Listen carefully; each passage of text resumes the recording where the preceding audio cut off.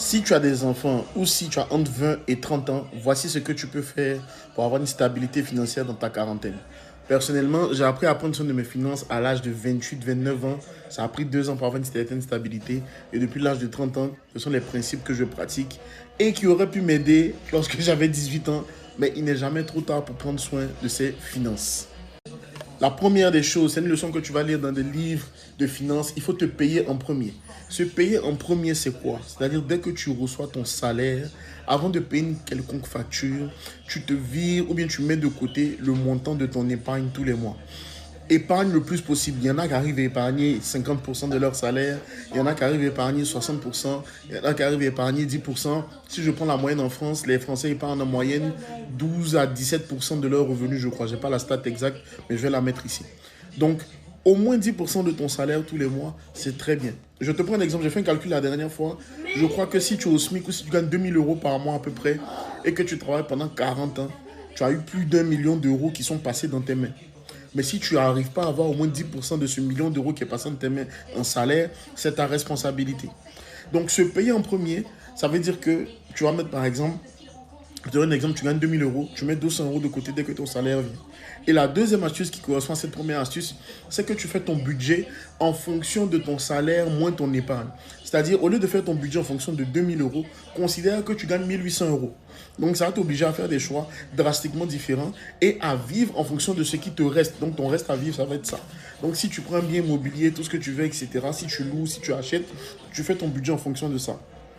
Il y a plusieurs écoles par rapport au loyer, mais on considère que ton loyer, tes courses, tes factures, tout ça, ça doit représenter, pour être en bonne santé financière, ça doit représenter maximum 50% des revenus du foyer, donc des revenus du couple. Si tu es au-dessus, forcément, tu auras du mal à épargner, investir. Si tu es en dessous, c'est très bien.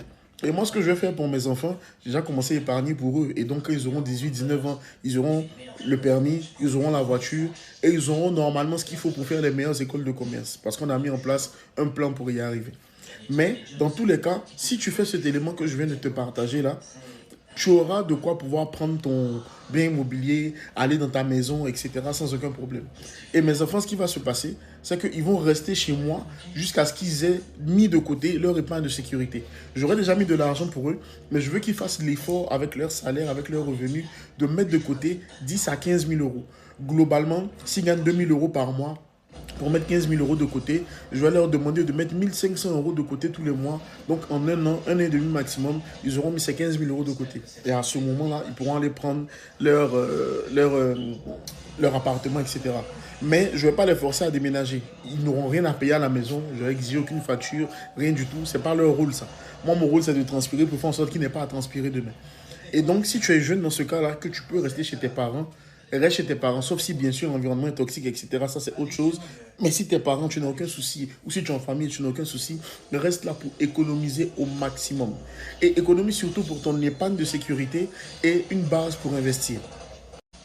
Autant que possible, autant que cela dépend de toi. Et si tu as fait la première étape, ça sera beaucoup plus facile. Évite toute forme de crédit. Je te garantis, si tu as un budget mensuel tous les mois, tu pourras aller en vacances, tu pourras sortir, tu pourras faire du shopping sans aucun problème. Aujourd'hui, par exemple, en France, c'est le cas, mais dans d'autres pays, c'est encore pire. Surtout aux États-Unis, l'argent est accessible facilement. Sauf que c'est de l'argent que tu ne peux pas te permettre d'avoir.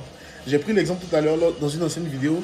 Si tu t'achètes une voiture qui coûte 50 000 euros et que dès qu'il y a un problème, il y a un voyant qui s'allume, tu augmentes la musique ou bien tu caches le voyant moteur pour ne pas voir ce qui se passe au niveau des voyants, tu n'as pas les moyens de t'acheter ce véhicule-là. Avoir les moyens, c'est quoi? Moi, voici ma stratégie au niveau des véhicules. J'achète un véhicule qui a, allez, on va dire maximum 7 ans, ok, 7-8 ans, qui a environ 100 000 km. Et je veux pouvoir prendre ce véhicule-là, bien entretenu à 100 000 km, pour qu'il puisse rouler jusqu'à 200 000 km. Je m'en fous. Oh non, c'est William, il a 100 000 abonnés sur TikTok, pour qu'il roule dans telle voiture. Je m'en fous. Parce que ce que tu penses de moi ne va pas augmenter l'argent que j'ai dans mon compte. Ce que tu penses de moi ne va pas augmenter mon rendement en crypto-monnaie, ne va pas augmenter mon rendement en bourse. Ce que tu penses de moi ne va pas financer l'école de mes enfants demain. Mais si je vis pour plaire à quelqu'un, demain mes enfants vont regretter. Alors que si je mets de côté ce qu'il faut, mes enfants font une classe préparatoire parce que j'étais là comme parent, je leur ai donné ce qu'il faut, ils sont hyper intelligents, tout ce que tu veux, etc. Et qui peuvent rentrer demain à HEC, ESSEC, etc. Les gens te diront les écoles de commerce c'est surcoté. c'est parce que peut-être tu n'as pas eu l'occasion d'aller dans ce genre d'école-là. Mais les gens qui sortent de ce genre d'école, ils sortent avec des facilités. Ils sortent avec un réseau, ils sortent avec un salaire minimum beaucoup plus élevé que d'autres personnes et ils commencent la vie tranquillement. Aussi, vis dans des endroits qui correspondent à ton style de vie. Très souvent, tu vas aller prendre un T3, un T4, c'est-à-dire 3 chambres salon, 4 chambres salon. Tu n'en as pas besoin. Tu n'en as pas besoin. Si tu peux rester dans un studio ou dans un T1 bis ou T2, c'est-à-dire une chambre et un salon, reste dedans le plus longtemps possible et tu mets de l'argent de côté au maximum. Choisis aussi les villes où tu vas travailler. Parfois, mieux vaut travailler, par exemple, en full télétravail. Ton entreprise à Paris, tu vas là-bas 2, 3 fois par mois et toi, tu restes dans une ville où ça ne te coûte rien. Voilà. Il y a des villes où tu n'es pas obligé d'acheter une voiture pour le moment. Donc, parce que la voiture, tu payes l'essence, tu payes l'assurance, tu vas payer les révisions, tu vas faire les contrôles techniques, il y aura d'éventuelles pannes ou réparations en fonction du véhicule que tu as choisi et de la fiabilité du véhicule. Tout ça, c'est chiant. Achète aussi, si tu achètes une voiture, achète des véhicules fiables. Quand je dis véhicules fiables, une marque que tout le monde connaît, ça va être Toyota.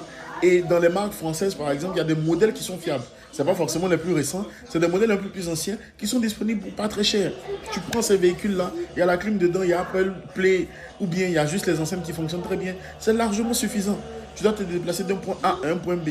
Et ce qui va vraiment t'aider à bien gérer tes finances, c'est ne pas avoir à prouver quoi que ce soit à qui que ce soit. Tu n'as pas besoin de prouver que tu as l'argent. Tu n'as pas besoin de prouver que tu as les meilleures voitures, tu as les meilleurs vêtements. On s'en contrefiche, on s'en contrebalance, on s'en fout. On s'en garde de ça. Voilà. Donc, ça, c'est des éléments qui vont t'aider à avoir des finances beaucoup plus saines et à mettre de côté.